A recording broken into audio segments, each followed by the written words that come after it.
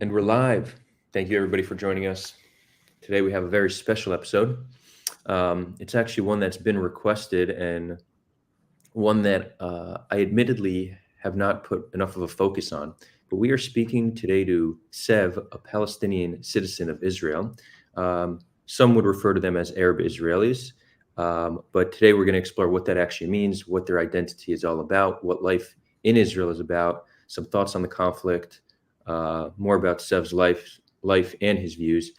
Thank you all for joining. We will do a Q&A as well, so feel free to ask questions. Of course, keep it respectful. We will prioritize super chats. And a large shout out to all our patrons, especially our Patreon Visionary members, Renee Gordon, Adam Boss-Becker, Neve Goldstein, David Edwards, and Jules Tahakashi. If you want to support the show, you could find how to do that in the description. Sev, thank you so much for joining us.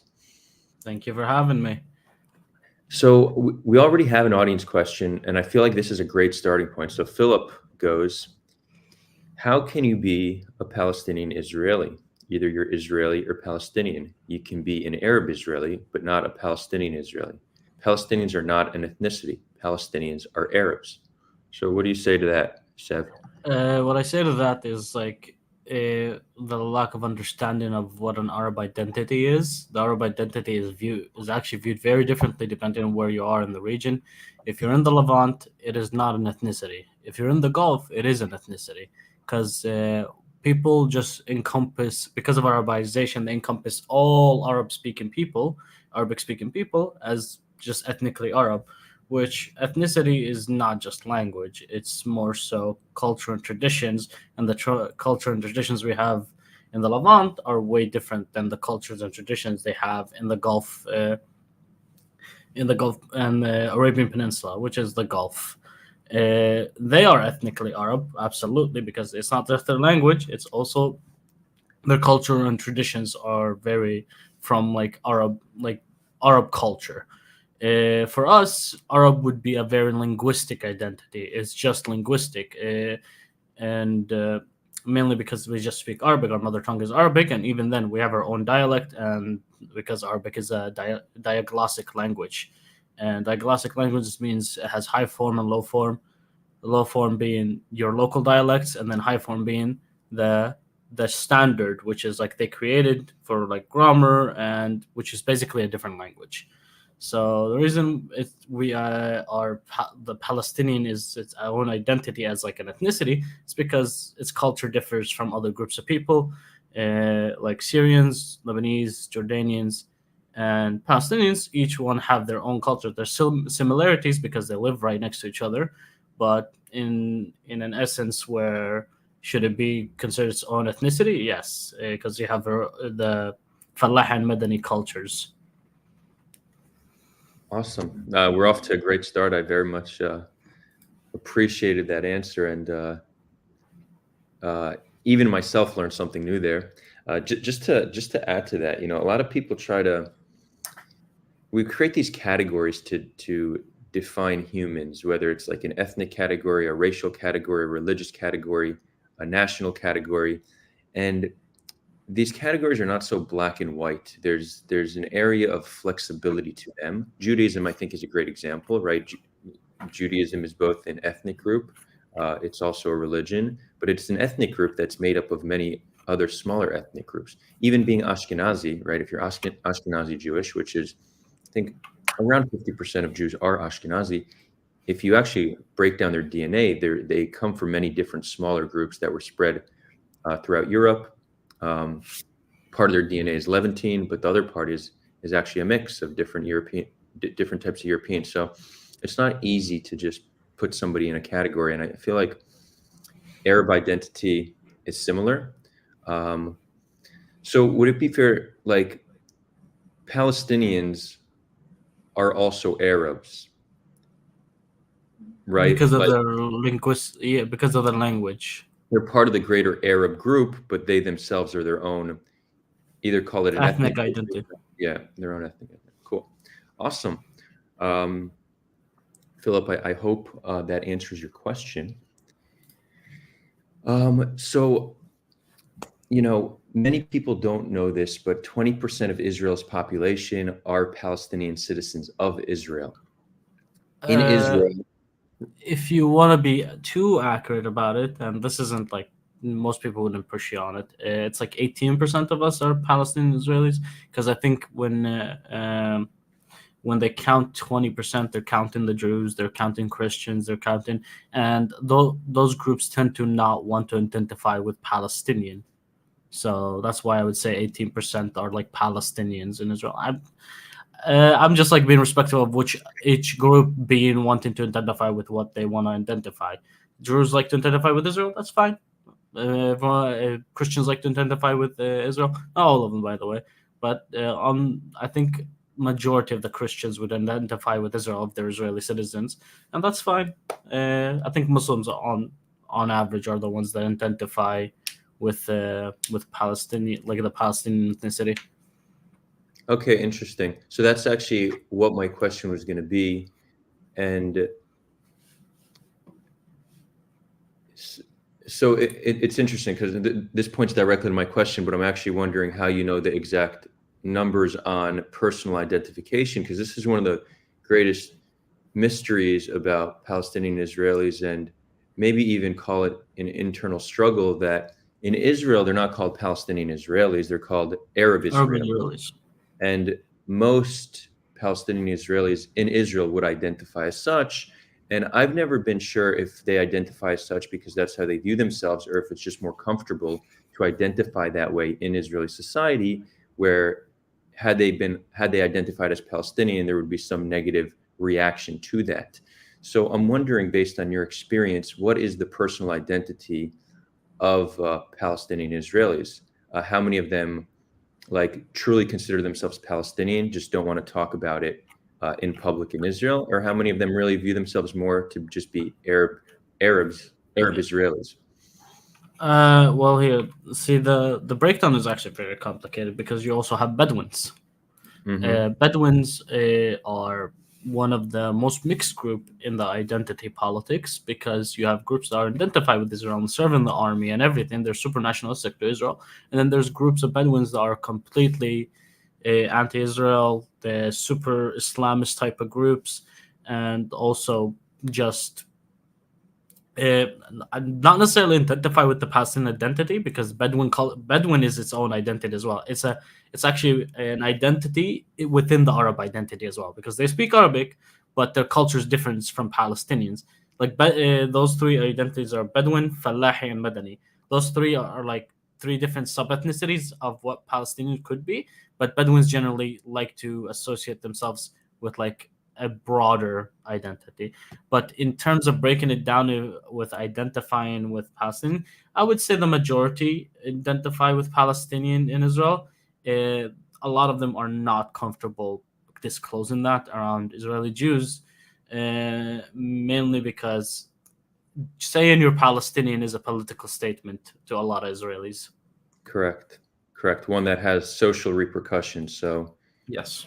I've always been interested, and whenever I have an interaction with the Palestinian Israeli, um, and I have time to speak to them, like maybe they're my taxi driver or I'm at some restaurant, I try to have a conversation to better understand their identity and how they view things.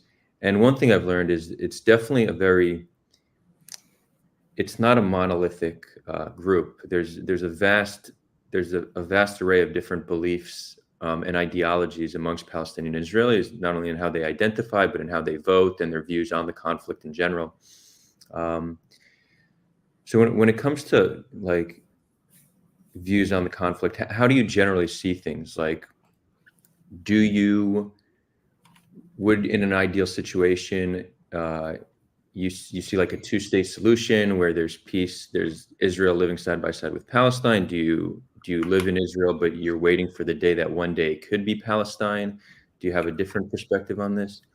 My perspective on like in case like for a solution uh, is a bit more complicated, mainly because it's a solution that tries to avoid any more problems arising uh, when you actually go into the solution. For example, we're aware of all the settlements in the West Bank, right? Mhm. There's far too many Israelis for you to remove from the West Bank without causing a civil war among Israeli society. I agree. So what I would suggest is the steps of a two-state into a confederation type of deal where you would have open borders, but each group has its representative government that works together. So it would be like the EU, where people could travel across borders normally into each other's countries, free obviously have freedom of movement without having to remove all those settlers. Those settlers are going to cause a lot of trouble if you remove them. A lot of them are ideologically motivated. Some of them are financially motivated. Regardless, they're going to stir up trouble if you try to remove them. And they are too embedded into the West Bank for them to be removed. And that would just cause another problem when we're trying to fix a long running problem.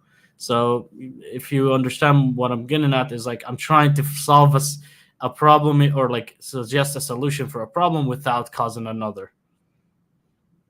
Well, I very much appreciate your pragmatic approach, and it's one that activists today are direly in need of. It's interesting how the most common solution that is spoken about is two-state solutions. This is a solution that is discussed um, primarily by like the mainstream establishment. And then the younger activists, at least in the West, they're now getting more on board with a one-state solution. But neither of these seem to be viable. I think both two-state and one-state have a more sophisticated version of them. Two states, the more sophisticated version of two states would be the confederation, as you explained, and of a one-state solution would be a federation, which is a solution I myself am personally interested in. But I think both the confederation or federation are the two most viable solutions we could come up with.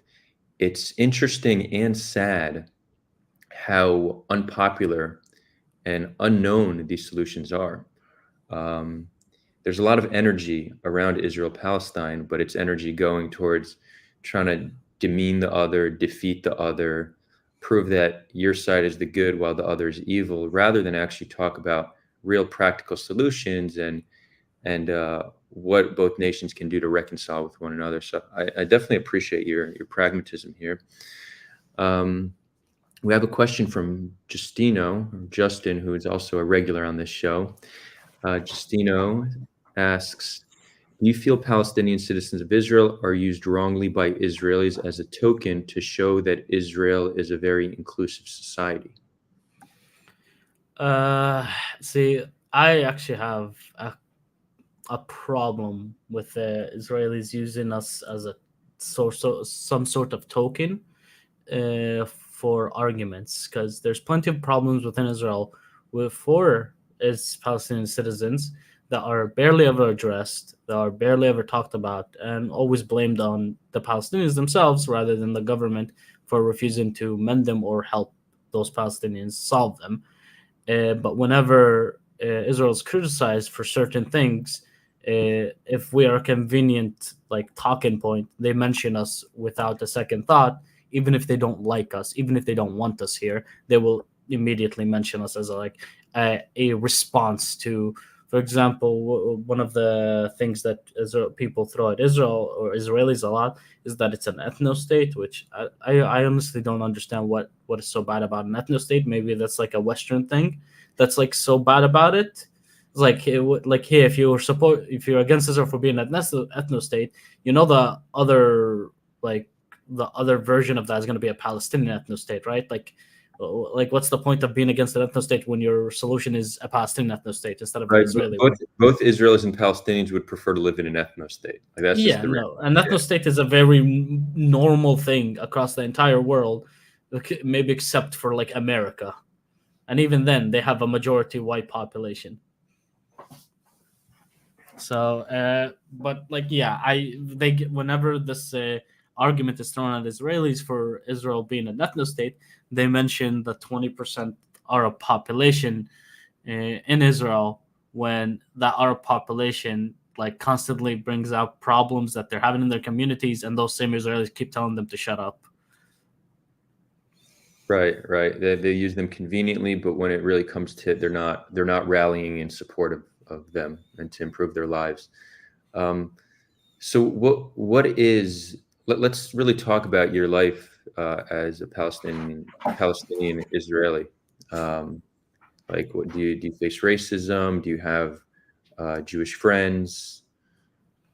Well, for the Jewish friends part, yeah, the majority of my friends are Jewish actually. Like, because I don't usually go and do what more like most Palestinians do, which is like sit in cafes after like at the end of the day after work or college or whatever. That's not my type of thing. I usually go out, hang out with my friends in like Tel Aviv or Haifa, and majority of my friends are Jewish. There's a few Arab friends that I go out with, but yeah, no, majority of my friends are like Jewish Israelis. I would say they're of a political group, like maybe like they're more politically aligned on one side than the other. Like there are almost always on the left. Uh, there is a few people that I'm friends with that aren't quite right wingers, but they are centrist or like center right. But I have few left or leftist friends, but barely any right wing friends because like the right wing people in Israel are like they're not looking for an equal conversation with a Palestinian or an Arab. They're looking for a conversation where you're always grateful to them. They're looking for a Yusuf Haddad, Mm, which I am not comfortable being a Yusuf Haddad for people because that is like what you guys would consider a anti like Zionist Jew, if not worse. right, right.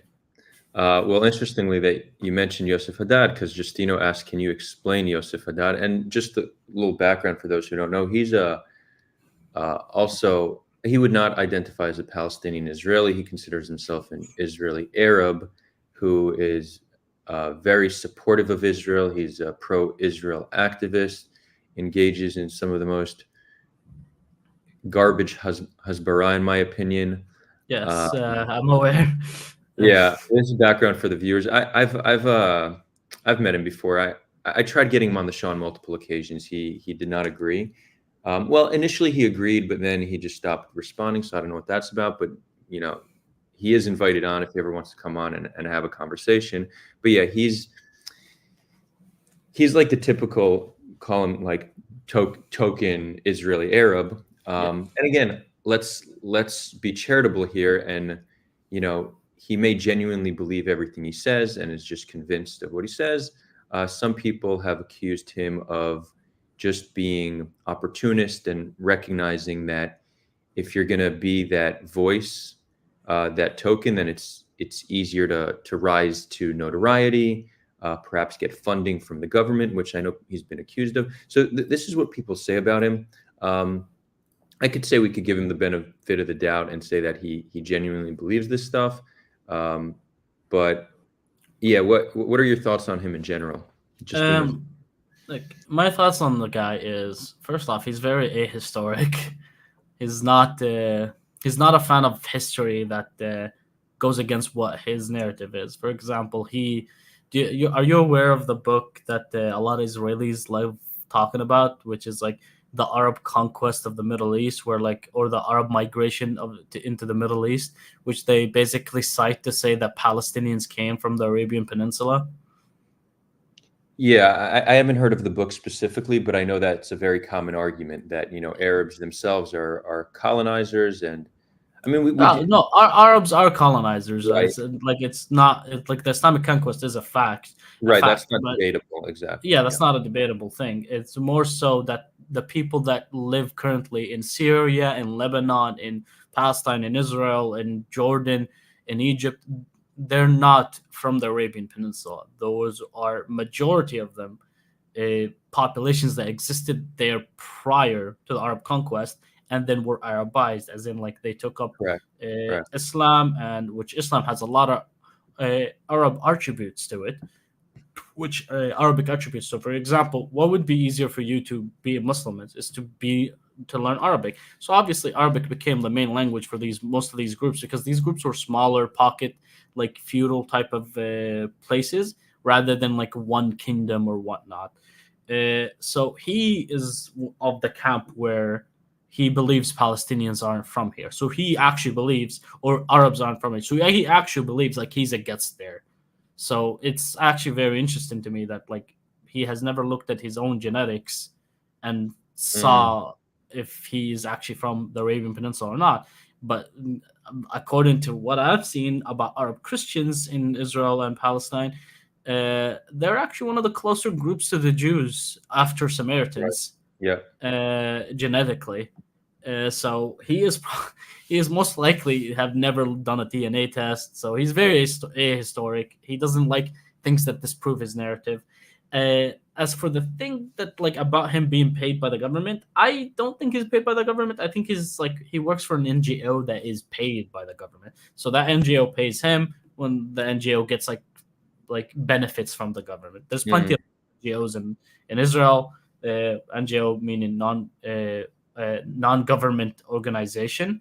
They're called non-government organization because they're not related to the government, but they have connection to the government. right. Right. Right. I'm aware. I'm not sure if you know Adiel Cohen. Are you Yeah. aware of him? Yeah. Adil's a friend. He's been on the show. I'm friends with him as well. I've met him in person. I was supposed to invite him for iftar this year.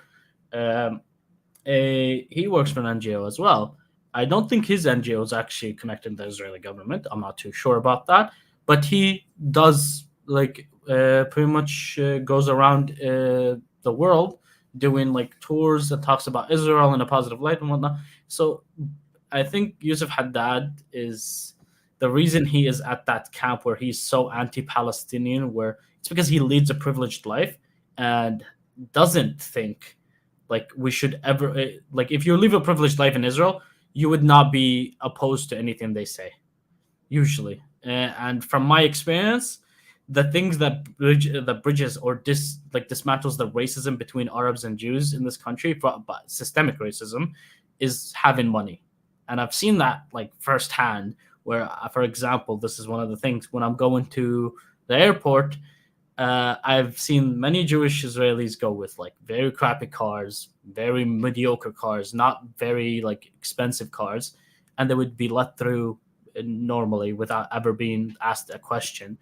I go with like my whatever Kia Stonic car. I get asked a bunch of questions. I get told to step out of the car. I get told to open the back door. I get asked a bunch of questions. But whenever I went to the airport with my brother, who's driving like a very expensive car, like a Range Rover, they don't ask us anything. They let us through. Interesting. So for Yusuf Haddad, he's very clearly rich. So he might not be experiencing the racism that a regular Palestinian Israeli would. So that's why he wouldn't understand where we're coming from or where majority of the people that live in Israel come from, which majority of us are not rich. Right. You say he's very clearly rich. How do you know that?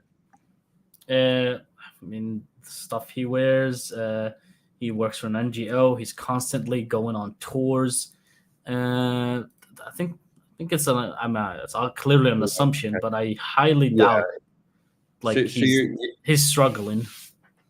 right. So you're saying you think the reason he's reached the conclusions he's reached is because he's grown up a little bit more privileged, and being a wealthy Israeli Arab has really allowed him to navigate life in Israel with more ease, which has had him reach different conclusions. I feel like that's a way better assessment of him than just saying he's paid by the government. Yeah. Okay. Fair. Like that's way more fair to say, oh, this guy might have not experienced what I experienced, rather than just saying, oh, he's a government shill who's just like being paid to say whatever he says.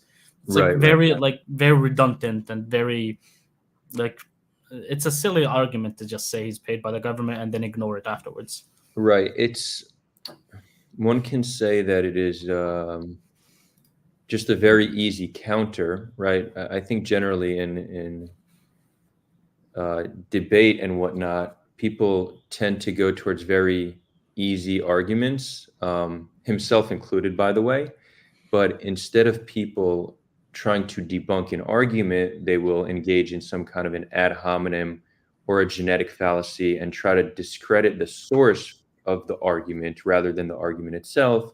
So calling him a page shill or whatnot, it is generally just engaging in ad hominem rather than on the merit of his ideas. So I would say that's fair. And we are to an extent speculating how he reached his views. I don't want to get stuck on him as an individual too much, because there's much more interesting and important topics, and he's also not here to defend himself. But Of course. if for some reason Yosef does see this clip, Yosef, just so you know, you're always welcome on the show. I'd love to have a conversation with you, whether a one-on-one or a debate with somebody else. You have my number. Cool. Where are we? So in terms of day-to-day life, I want to go a little bit deeper on that. How often do you face racism from Jewish Israelis? It's actually surprising that I don't face that much racism in person anymore, and mainly because I'm not gonna say I look like a scary guy, but maybe I don't look like an easy target. I know Palestinian women usually face way more racism than Palestinian men, because I think Palestinian men are much likely to defend themselves physically if someone is being racist to them or insightful towards them, while Palestinian women are obviously not likely to defend themselves physically. They might shout, but they're not going to hit you. Even I myself wouldn't hit somebody for being racist towards me, because that will just escalate in his favor. And yeah, I have an analogy where in Israel, an Arab is guilty until he's proven innocent, while a Jewish Israeli is innocent until proven guilty. Unfortunately, that is one systemic thing I've noticed in Israel, where and I've seen it happen in Jerusalem. Are you aware of that bus driver that had a car accident, or like he accidentally hit a bus stop? No, no. Well, the first headlines that came out of that was that it was a terrorist attack or a ramming attack, and people might justify why there's like it's like a terror attack or just or whatever, like a ramming attack. But it turns out that because the bus driver wasn't shot while he's in the bus after crashing, they found out that it wasn't an attack, and he actually just crashed. Right. But the news headlines were already out saying it was a terror attack. So they didn't investigate or find out before saying it's a terror attack. But since the bus driver was Arab, it was immediately labeled an terror attack. That's why my analogy exists. There's probably other examples I can refer to, like plentiful. But yeah, that's why my analogy there exists. That's why I don't necessarily deal with racists online. The racism from Israelis is insane. Uh, Hmm. I It's very rarely that I meet Israelis, usually on the right. There's some leftist Israelis that are like not necessarily bigoted, but more so. Are you aware of the term save like white man savior mentality, Yeah, for sure. where like It they think that was what's like better for you? a white knight. Yeah, Yeah, yeah, for well, sure. white knight's a bit different. White knight's like gamer lingo, whatever. But like a white man savior mentality is more so that they think they know what's better for you Yeah. as a person. Okay. Yeah. So mentality does exist within Israeli Jews that are on the left, which it's not as common from what I've seen, but it still like exists there. So I've noticed some of that racism. That is considered still racism, because they think they know what's better for you than you yourself do. So I've noticed a bit of that, but on the right, it's very hard for me to meet a right wing Israeli who is not bigoted towards Arabs or Israelis, especially during times where there's like conflict, or like after October Mm. 7th. Like after October 7th, I'm pretty sure. Yeah, we didn't leave our village for like 3 weeks. Like no, like people were afraid to go to work. People were afraid to go to college. Even the colleges, like the college I went to, was like, hey, Arab students, if you don't feel safe, don't have to come in. We can do scheduled Zoom classes. But obviously the colleges were canceled for a little while during after October 7th, so we didn't have to do Zoom classes anyway. The semester was delayed, but my college continued with the semester, so we did Zoom classes for a lot of it. But yeah, no. Surprisingly, in my area, I do not come across racism in person. So thank God for that. Yeah. And it is interesting how this social media generally on one hand brings out the worst in some people, but also highlights the worst in society. If you spend your life on Twitter, you get the impression that most people in the world are just assholes. If you spend your life traveling the world, you'll be under the impression that most people are kind, good-hearted people. So it's we should be spending more time interacting with people in the day-to-day than on social media, because you're going to get the wrong impression about humanity if you're spending it Yeah, of on social course. media. Yeah. I'm actually I used to be on TikTok a lot, arguing with Israelis and Palestinians alike. And every time I would talk to Palestinians abroad, Arabs abroad, or anyone that is interested in the conflict, I would tell them that the Israelis they're interacting with on TikTok are not an actual representation of how Right, Israel. right. They are the most they are probably, I said this to their faces too.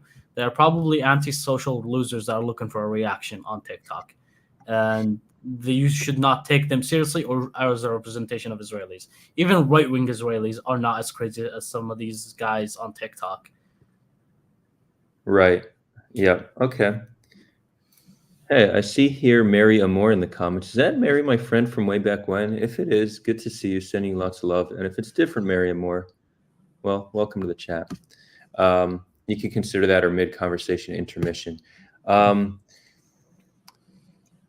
Has life gone back to pre-October 7th in terms of how it feels to be a Palestinian citizen of Israel, or is there still some difference that you feel?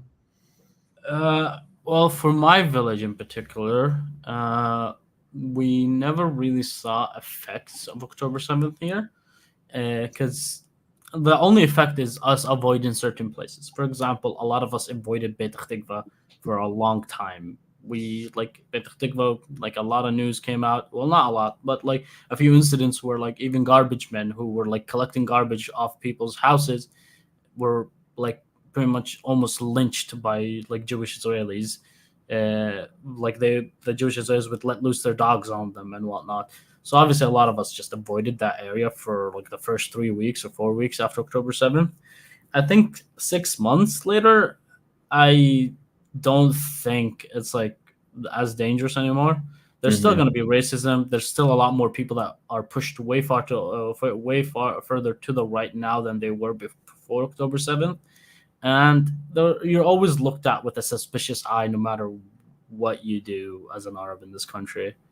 I'm not gonna generalize, but there's plenty of individuals in this country that look at you as a ticking time bomb for when you are the next terrorist. Right, and a lot of it just stems from fear. It's challenging because it's the more violent the Israeli-Palestinian conflict, the more racism Palestinian citizens of Israel are going to face. Because, one thing conflict does to us is radicalize us. It's not for no reason that both Israelis and Palestinians are more radical than they've ever been. This is what 100 years of conflict will do. And Palestinian citizens of Israel need to deal with the consequences of that radicalization. And even if it's not coming from a place of baseless hate, but even just fear, fear manifests itself in many ways. Sometimes hate, sometimes just not feeling comfortable around people. And this is certainly, I would imagine, felt by the collective of Palestinian citizens of Israel. Would you, your views for confederation, is that uncommon in your community, or would many people agree with you? I think in my community, the overall sentiment is that they want a solution that benefits Palestinians while not negatively affecting everybody else. It's hard to say that they can support a specific idea of a solution. I think they support the overall mentality of finding a solution for Palestinians who live in the West Bank, who live in Gaza, where they could live at least as respectable lives as they themselves.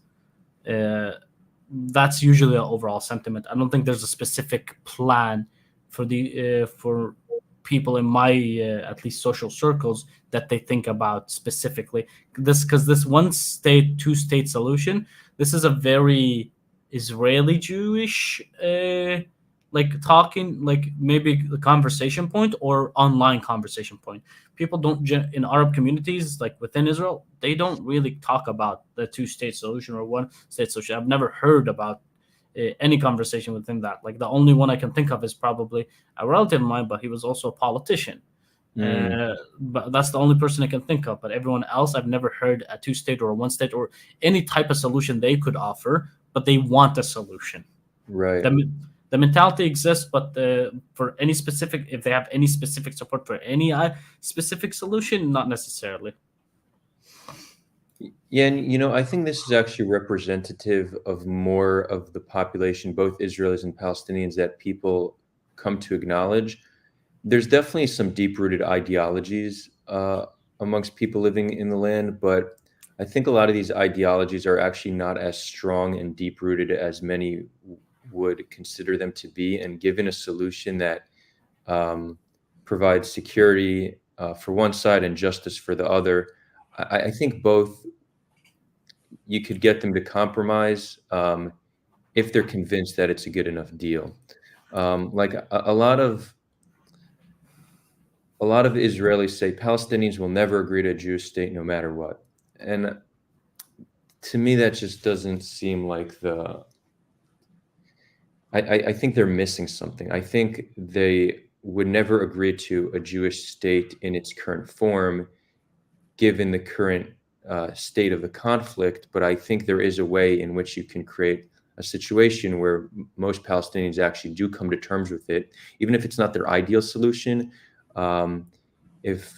If them living side by side with the Jewish state ensures them to have a state of their own and freedom of movement and living a life, with the ability for prosperity and dignity, I think most Palestinians can get on board with that.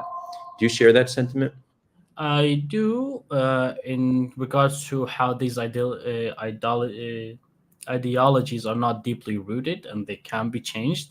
In instances where I know these ideologies are not deeply rooted among at least the majority of the population, is because every time something happens, their views drastically change. The reason a lot of Israelis think Palestinians are not for a peace process is because when they are asked currently or polled currently, they are in a hopeless mindset that there is never going to be peace. What if you start doing the steps towards a peaceful solution, like a peaceful solution they prefer, which is like maybe a two-state or even a one-state. I'm not sure what is the most popular solution among Palestinians right now because I've not looked at recent polling. You will start seeing more positive attitudes towards those solutions. Because a lot of people, when they answer these questions, they are not answering them thinking about a logical standpoint. They're giving you their emotional response. One thing I've noticed is this is also common among Israelis, where right after, I think, do you remember the whole not intifada, what's it called? The 2021 incidents among Arab Israelis, and yeah, that was concerning. That was really concerning. There was a polling for Israeli Jews afterwards, and before it and afterwards, where if they wanted to remove all the Arabs within Israel out of Israel, and it was shockingly high. The percentages were shockingly high. I think among religious Jews, it was 83% or 78% among those numbers. Those are the numbers I remember. Among overall Israelis, it was like all Israeli Jews, it was like 53%, which is incredibly high for what it was before, which is like maybe 13% or 14%. And I think it was around 30% for religious Jews. So like whenever these people answer these questions, like Jewish and Palestinians, they answer in an emotional response. So if they're hopeless, they're gonna give you a response that is hopeless. If they are filled with hate at the time, they're gonna give you a hate-filled response. they're never going to answer these polls logically, and also these polls are usually misleading. You have to look into them when you see them. For example, if you take a poll about how favorable Israeli Jews are towards Arab citizens of Israel, but the sample is like the group you sampled is only from Netanya, you would probably see a lot less people favorable towards Arabs than, for example, like Haifa, right? Like because like Netanya has like I think more incidents of racism against Arabs than any other place in the country. But what's it called? But for Haifa, if you do that like statistic, you will see a lot less Jews are anti-Arab. But in Netanya, there would be a lot more. So, they wouldn't. They would release that and not put that in the headline and say, "Oh, look, Israeli Jews are against Arabs in their country." But they only sampled one area that's specifically like known to be anti-Arab. That's why these polls are misleading. Yeah, and for those who are unfamiliar with what we're talking about right now, in 2021 there was call it a short exchange of aggression between Israel and Hamas, and during that time, some amount of Palestinian citizens of Israel took this to the street and rioted, which was also responded to mobs of Jews taking to the street. And I think in both instances, civilians were killed in those rioting on both sides, I believe. And this was very concerning to Israelis. Palestinian Israelis felt like they are not safe in their country, that the Jewish mob can just, arise one day and turn on them. And, Jewish Israelis felt like they can't trust a significant minority group in their country. And this is something that the right in Israel has been saying all along. They're saying we can't trust them. They could turn on us any day. Give me one moment. I'll be right back. 1 minute. Yeah, okay? Sure. The right has been saying for a long time, we can't trust we can't trust Arab Israelis. They could turn on us at any moment. And once that happened, that was certainly used to show that they were right in their assumption that they can't be trusted. This was also one of my biggest concerns after October 7th, that we'll see this to an even greater extent. Thankfully, that did not happen. There wasn't violence amongst Israelis, which was definitely reassuring. But yeah, I mean, as bad as the Israeli-Palestinian conflict is, the last thing we need is just conflict between different ethnic groups within Israel. That would just make things even more challenging. Seb, because your video is not on, I don't know if you're back, so let me know when you do get back. In the meantime, there are some questions. That's for Sev.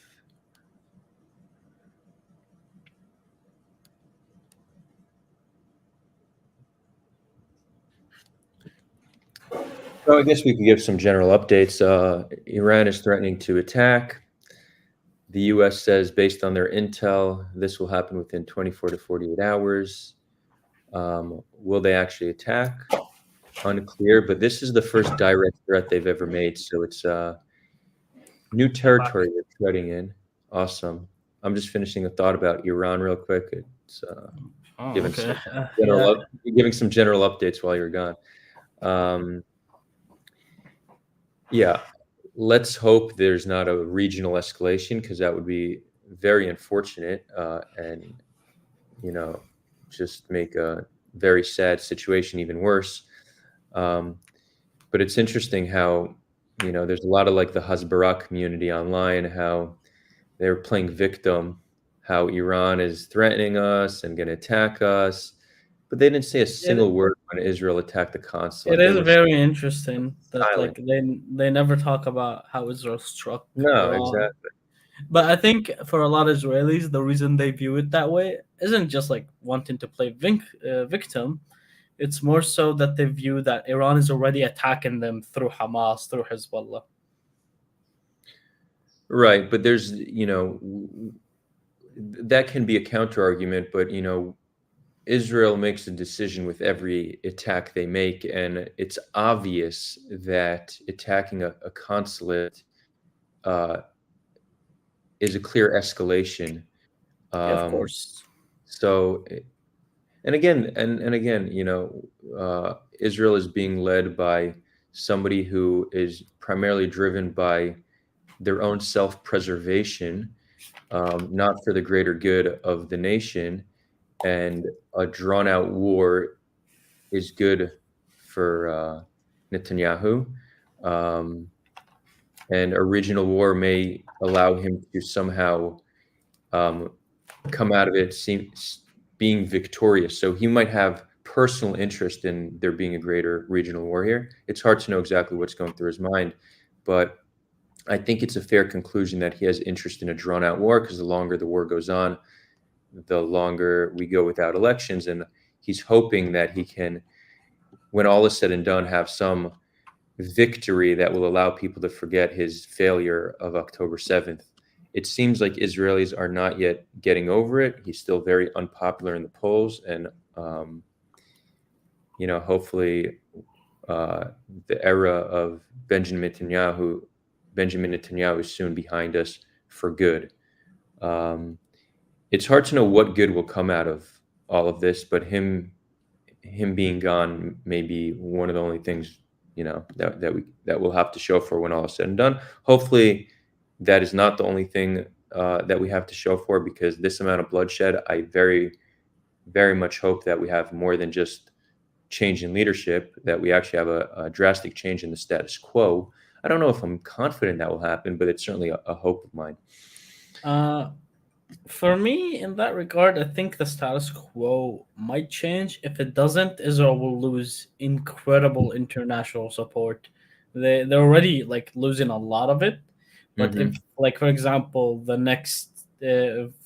situation in Gaza is just another occupation, they will lose all international support, because the main criticism from the West towards Israel is not just towards Gaza. Unfortunately, it's like, because Gazans live worse than people in the West Bank, but Israel is doing more wrong in the West Bank than it is doing in Gaza. Obviously, not during the war, but like when things are calm, they are committing more. Not the right word isn't atrocities, but more violations, for example, of international law in the West Bank than they are in Gaza. So that's where most of the criticism comes from towards Israel. But if they just end up doing another occupation in Gaza, that's just more criticism for both ends of the conflict, which, the international support is going to plummet drastically. Right. And, I'm not sure what the likelihood of an occupation of Gaza is. I think that there's actually been very little strategy when it comes to the response to October 7th. There's been tactics, like military tactics, but very little talk on what happens. Let's say Hamas is defeated, which I've never been confident that they will be defeated. I'm less confident now than I've been since the start of this wave of violence. But even if they are defeated, who will replace them? How do we ensure that there's not a power vacuum where someone worse rises up? And we very well may be in a situation where in a few months' time, a ceasefire is reached. Hamas is still in power. Half the hostages were not returned. And you have tens of thousands of dead civilians. I'm fairly sure majority of the hostages are dead.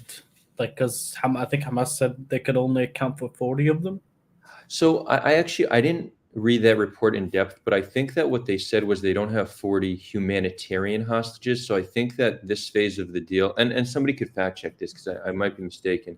I also might be mistaken. Yeah, the next phase of the deal, because people did run with the story saying there's not even 40 hostages left. I think that was a misunderstanding. I think the next phase of the deal, there were meant to be 40 humanitarian hostages, meaning children, women, and elderly. So non-soldiers.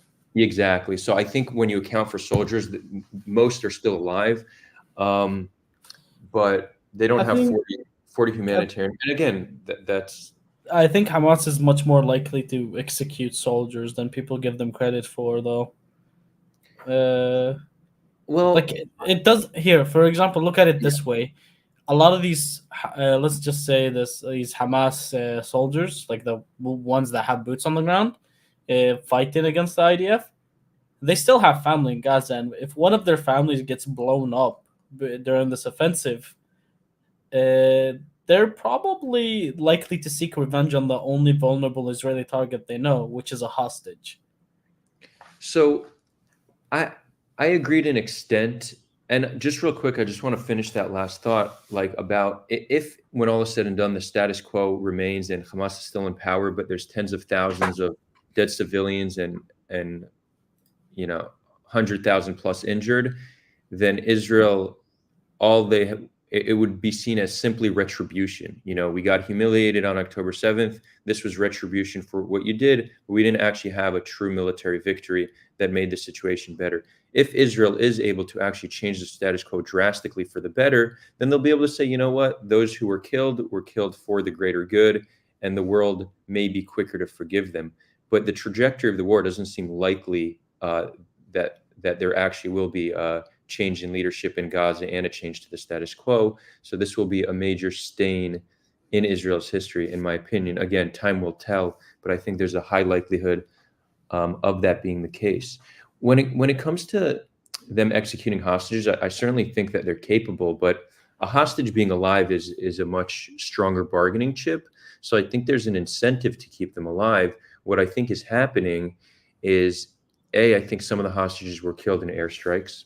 I It's think that fair. is a possibility. It's fair to conclude that.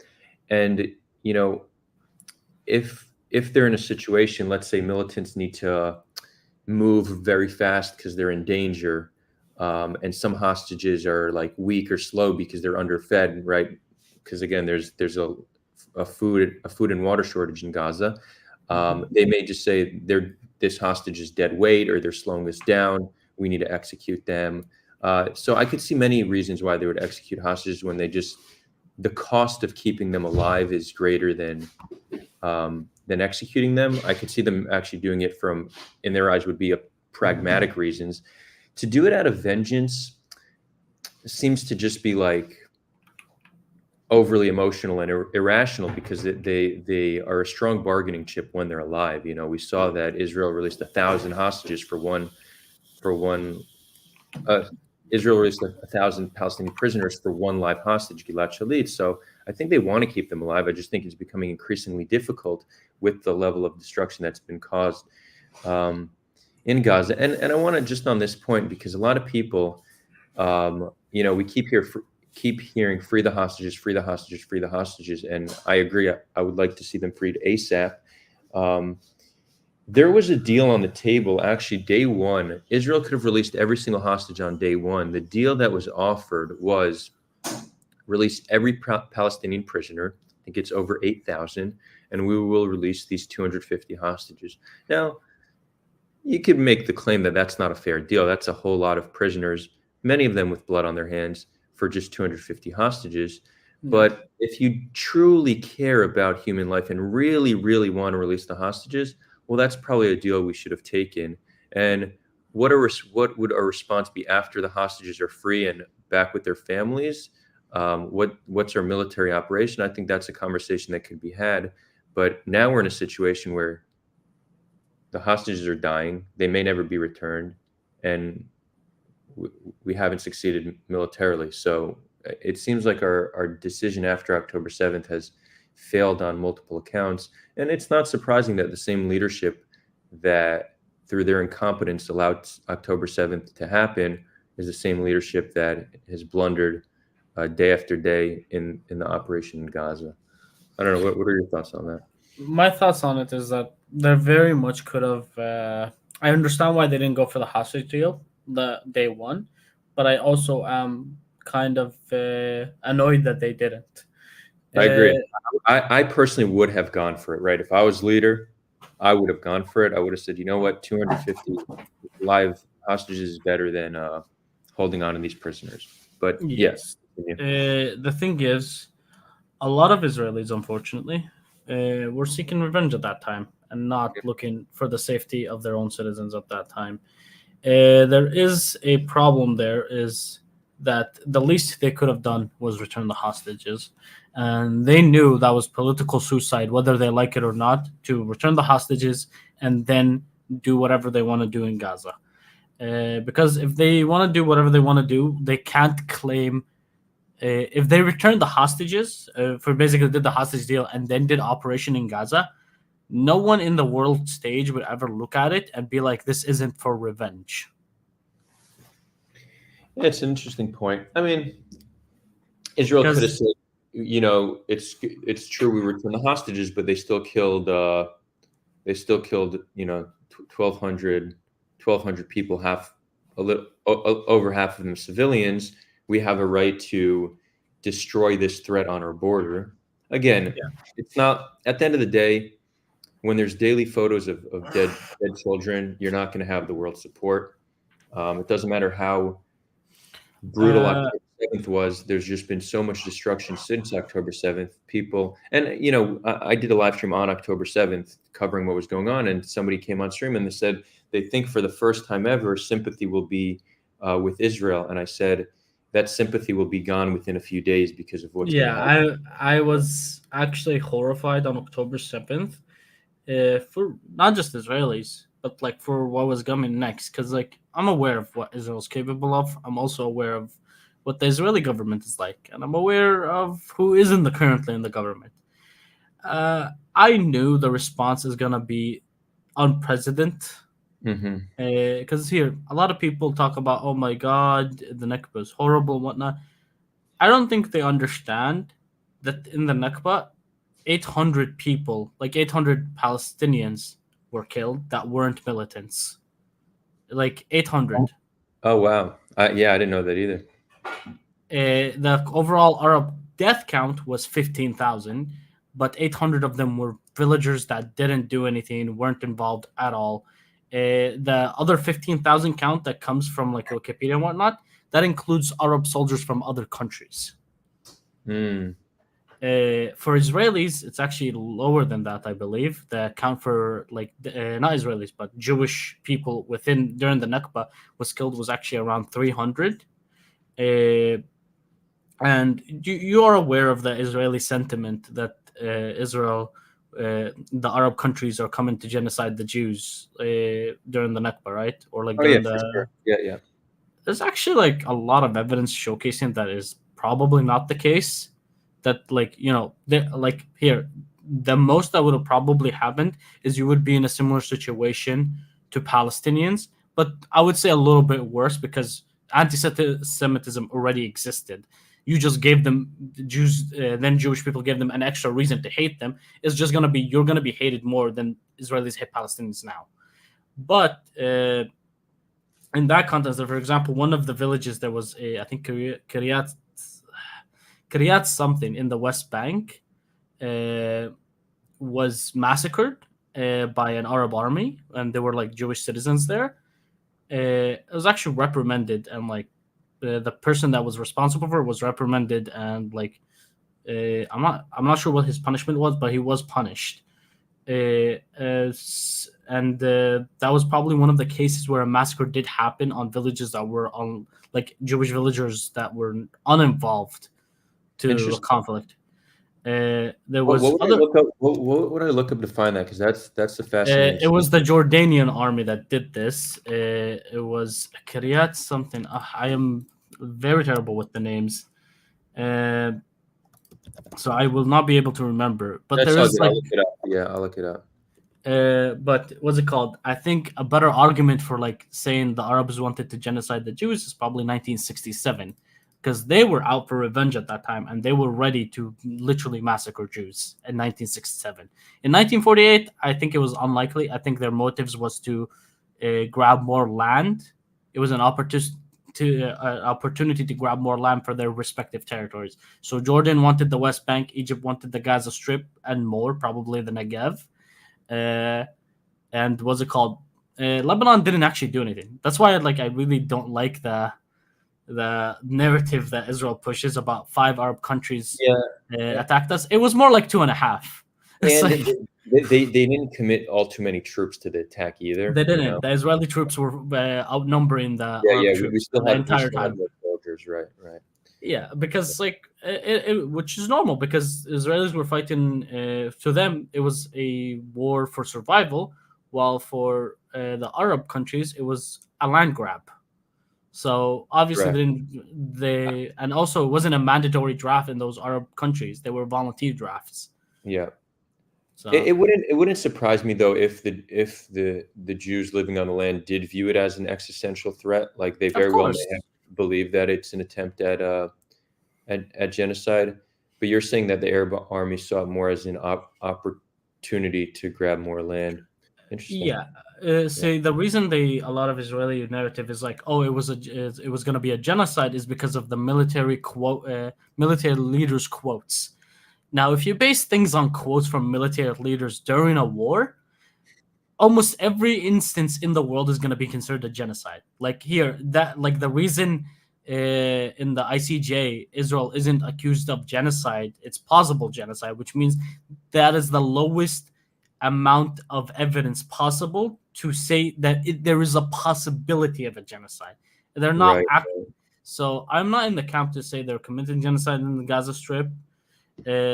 Like I don't know why we have to say it is a genocide in the Gaza Strip for it to be horrendous. It's mass murder to me, Correct. and massacres all around.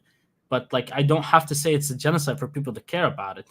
There's probably I think the reason people are talking about it being a genocide is because genocide has a very clear definition Hmm. where you could be persecuted for it as a country. So, but ethnic cleansing, like pushing out all of Gazans into Sinai, you can't be you can't be legally prosecuted in the ICJ for it. Hmm. So I think the reason people are saying genocide is so they can push into the camp where Israel should be held accountable. But Right. mass murder is already bad enough, and Yeah. also Yeah. Israel can very easily be convicted of genocide if there's one battalion in Israel, like IDF battalion, where they go on a murder spree and there's plenty of evidence showcasing that they were intentionally killing civilians. That is enough to convict Israel of genocide. Because if they don't put like all those soldiers that committed it in jail indefinitely, which I highly doubt Israel will ever put IDF soldiers in jail for life sentences because they Right. never have for no matter what the massacre was. Yeah. So I think it's very easy for like Israel to be charged with genocide. It's just I am glad there's not. Well, I'm not gonna say I'm glad. I'm more so gonna say that the IDF, like here, my problem. I hate the IDF. I'm not a fan of it. My village has a history with it.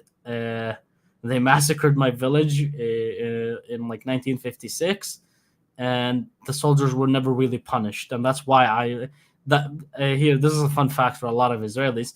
The longest serving sentence for an Israeli soldier was 3 years, and it was a massacre of 49 people in Kfar Qasim.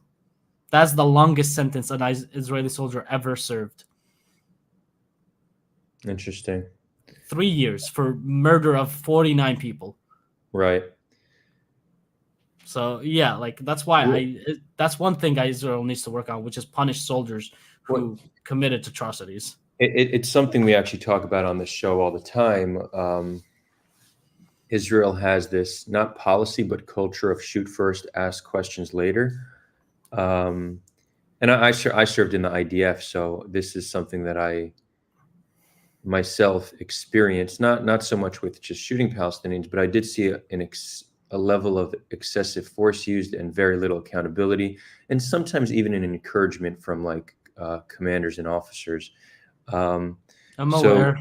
yeah, the lack of accountability that soldiers who abuse their power is something that can very easily be changed, and in changing it, you reduce the harm Palestinians face on a daily basis in the West Bank and now in Gaza. So that's without call it even a low hanging fruit.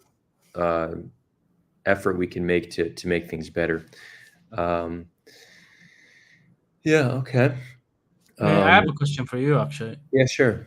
Do you believe Israel's numbers of how many Hamas they killed? No, not at all. I am skeptical of it, very skeptical, because Israel's numbers seem very inflated, and people like to keep saying, those are Hamas numbers, those are Hamas numbers, those are Hamas numbers. Israel uses those Hamas numbers because Israel's estimates are higher than those numbers. Remember the headlines that Israel released from the IDF, or like news outlets released from the IDF spokespeople? One of them is, we've killed one Hamas militant for every 2 civilians. And then they say afterwards that they killed 15,000 Hamas. Does that mean they killed 45,000 people? Like, their estimates are higher than what the Gaza Health Ministry says. It makes no sense. Yeah, that's a good point. And there is zero reason whatsoever to believe those figures. None.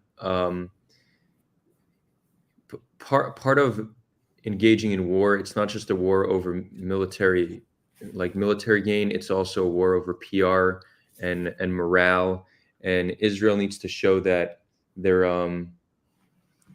that they're successful in what they're doing. To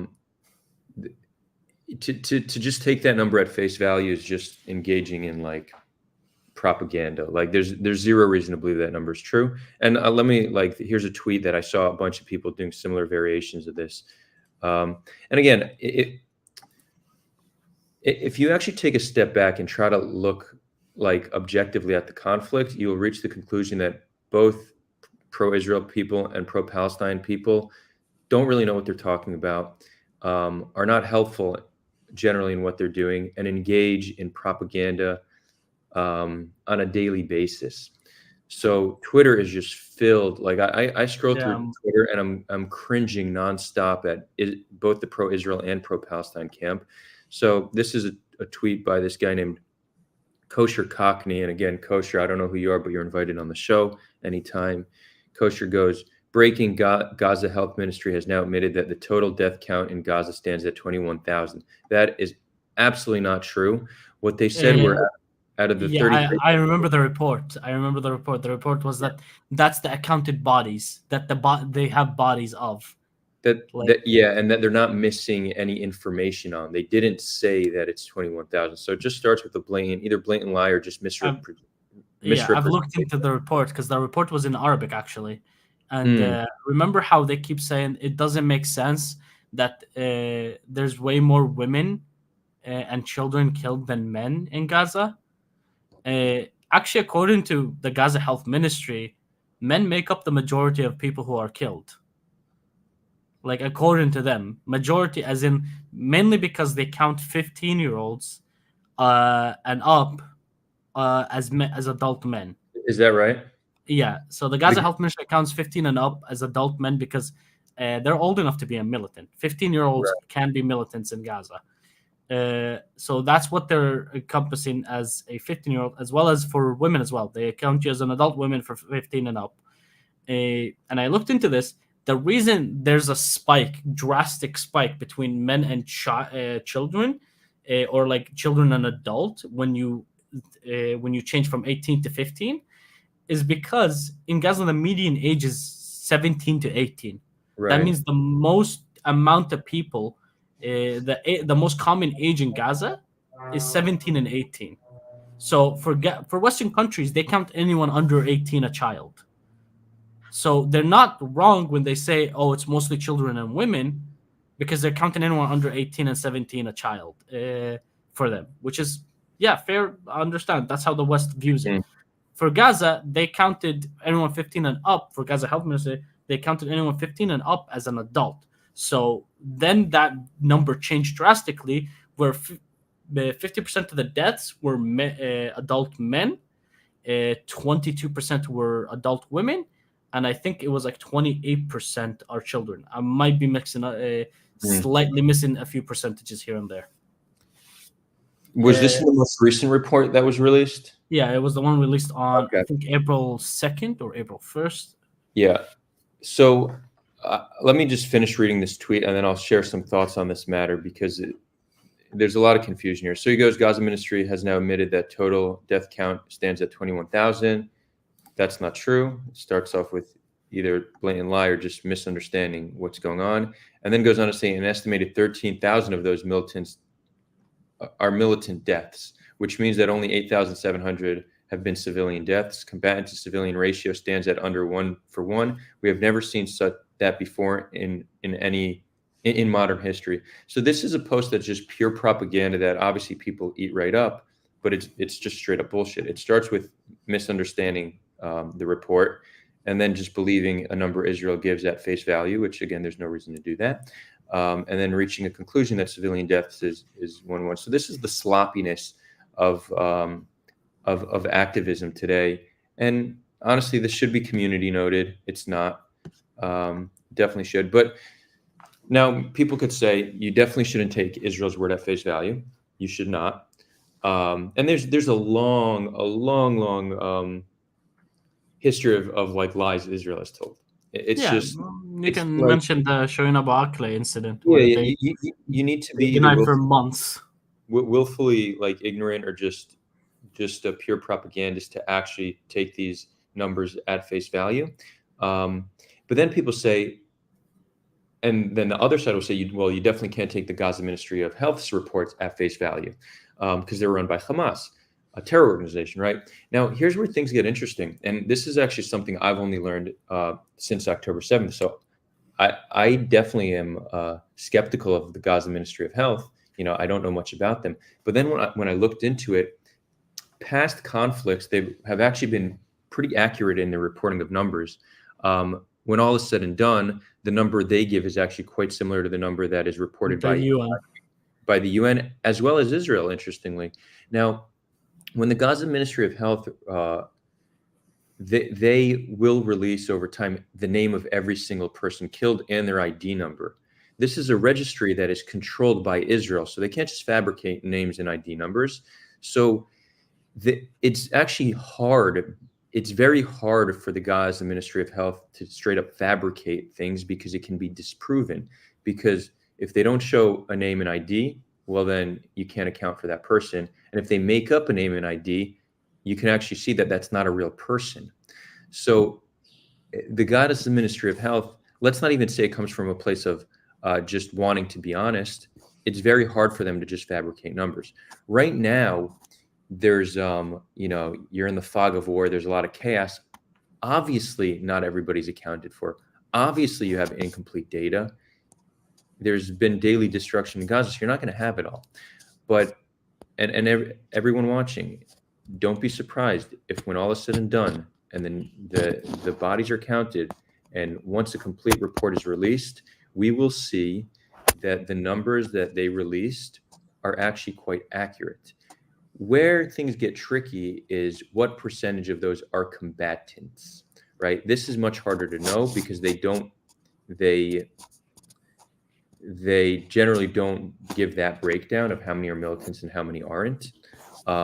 So that this is where speculation can go. It's like, okay, we know that, let's say 33,000 were killed. You could have a speculation over how many were civilians and how many weren't. But in terms of total numbers, they're generally accurate because they actually can't get away with fabricating it even if they wanted to. But when Israel says 13,000 were killed, they're not releasing the names of these militants. They're not releasing the ID numbers. They could say any number they want, and you can't prove. It's very hard to prove or disprove. So this isn't trusting one side more than the other. It's just understanding the way in which this reporting happens and how one side can just say any number and it can't be proven while the other can't. So that's your level of trust doesn't need to come with which side has a desire to fabricate, but more so which side has a greater ability to do so. So that's just something interesting to keep in mind. And can I offer some pushback here? For sure, yeah. There is incidents where I started being more skeptical. Even I looked into the past numbers as well. They're very accurate. The problem is they don't disclose who's a militant and who's not. Exactly. Yes, that is a very big problem. Right. the skepticism I had for the Gaza Health Ministry comes from the incident where they said the IDF struck the hospital and immediately said Right, 500 right, dead, right. which That everyone was afterwards most realized it sketchy. was, yeah, it was up towards like the hospital wasn't strike, it was the parking lot, and it was also 50 dead, which is still a big number, Right. a big number. But uh, that's where the skepticism for me comes for certain amount of numbers. Obviously, I'm still gonna look at their data, and if their data looks believable, I'm gonna believe it. If their data doesn't look believable, I'm not gonna believe it. And that's how the problem. I believe the Gaza Health Minister's numbers over the IDFs is because the Gaza Health Minister actually releases reports about the numbers of dead in Gaza, while the IDF does not. The IDF just says a Correct. number and then says, "Oh, we killed this many militants, and this is how many are dead in total." This is like these are not statistics; these are just numbers Yeah. for Israelis to look at and to believe. It's a And morale number. right, it's a morale number, and you do make a good point because there was that incident when the hospital was struck, and they very quickly they said 500, and you can't Almost even count. instantly. Yeah, you can't even count bodies that fast, right? So that definitely seemed to be them lying, and that's actually so. That's an instance, right? We just mentioned that it's not about whether a desire to lie; it's the ability to do so effectively, right? So that was an instance where they could have thrown out any number, and it would have been massive negative PR for Israel. But when it comes to the total number, that's something where it doesn't matter if they have a desire to fabricate or not, they just don't have the ability. So you do make a good point that when it comes to like individual instances of attacks and like reports that come out instantly, we shouldn't take those at face value either because there is an incentive to fabricate, right? Yes. Um, yeah, it's a war for military gain as well as public opinion. Um, if if you're taking what either side says at face value, you're going to be led to the wrong conclusions, generally speaking. And there's a lot of history to back this up. So, I yeah, think one of the things that like pushes Gaza Health Minister to be more truthful is more so that they don't really need to lie. People are already looking at this as insane and like sure, horrible. They right, don't have to lie to make it look worse. Everyone already thinks it looks insane, and everyone's talking about it. So there's no need for them to lie to make it look even worse because it already looks pretty bad. Like they don't have to lie. And I think they realized that after the hospital thing because everyone started uh, doubting them after the hospital thing. So they stopped. They started reporting more accurately. They started releasing information, statistics on what's going on. So yeah, they probably realized they don't have to lie to garner sympathy from people. That's probably why they're truthful now, at least. yeah. I mean, if they get caught in a lie, then you could cast doubt on anything else they say. So, um, cool. So, I think we'll start wrapping up. Yeah. Do you have any final thoughts you want to share? Maybe something to leave us with the message, with a feeling of hope. Uh, I'm not hopeful during the war, especially because there's like threat of Iran firing on us now. So I don't know if I can give you any hopeful messages. I Yeah, can it was. just say I can just hope that Iran and Israel go tit for tat instead of a full out scale war. That's probably the most hopeful I can be.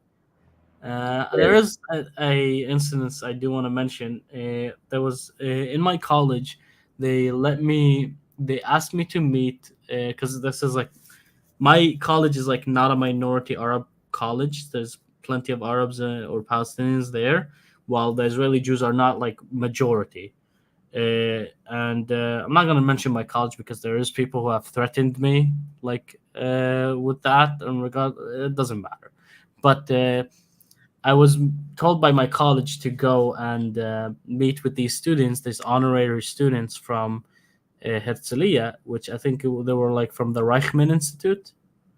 Are you aware of it? No. Okay, so it's like a pretty like very like top end college or like university that is very, very expensive from what I've heard.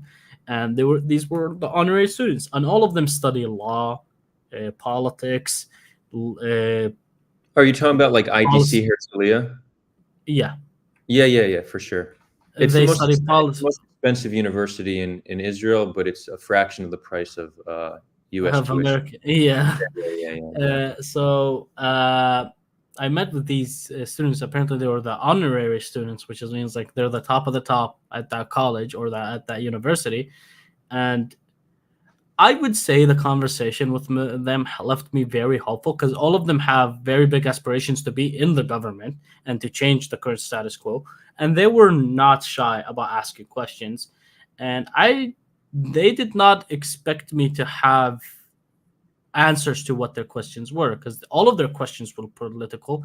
They even asked me if I was prepped for this conversation prior to this conversation, which I wasn't. I was informed 20 minutes before the actual conversation of it because other students skipped out because I originally said no because I don't have time, but then my professor pressured me into going into it because no other student came to it. So I ended up going, and I'm glad I went because these students were all very like politically inclined. They asked questions about politics, identity, like this, and from these conversations I had with them, it left me hopeful for the future. At least that's the hopeful message I can give you. There we go. Well, asking you to leave us with a message of hope is not an easy request, and I think you did a good job. So thank you. And in general, I very much appreciated speaking to you. I'd love to have you back on for future programs. Sometimes we do these one-on-one discussions, but we also sometimes moderate debates. So if there's anybody you're interested in having a public debate with, we could set that up. And then sometimes we just do panel discussions, which I'd love to have you on for as well. Yeah, sure. So, just message me whenever, and I'll let you know ahead of time if it fits within my schedule.